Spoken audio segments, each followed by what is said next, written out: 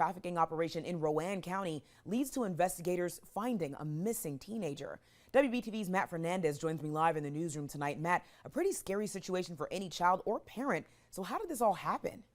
Deputies say officers went undercover and chatted with people online earlier this week before arranging an in-person meetup in Salisbury.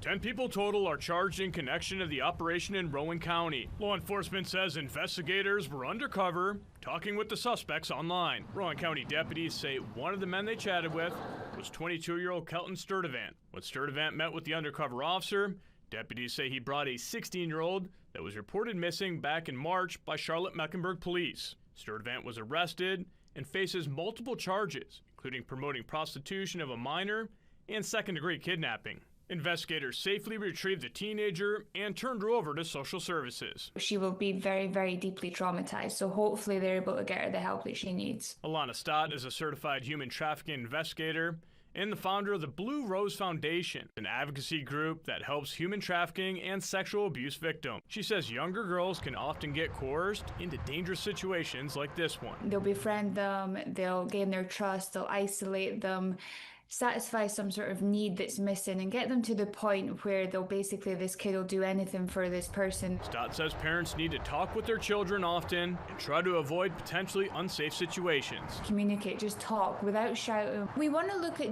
very basics when it comes to kids. Like, is your kids isolating themselves? Are they taking their phones into their bedrooms? Are they acting out in certain ways that they might not be used to? Are they being very secretive? Like, are they hiding? They said these types of incidents aren't taken lightly, and the FBI is now getting involved. Sturdivant's next court appearance is September 24th.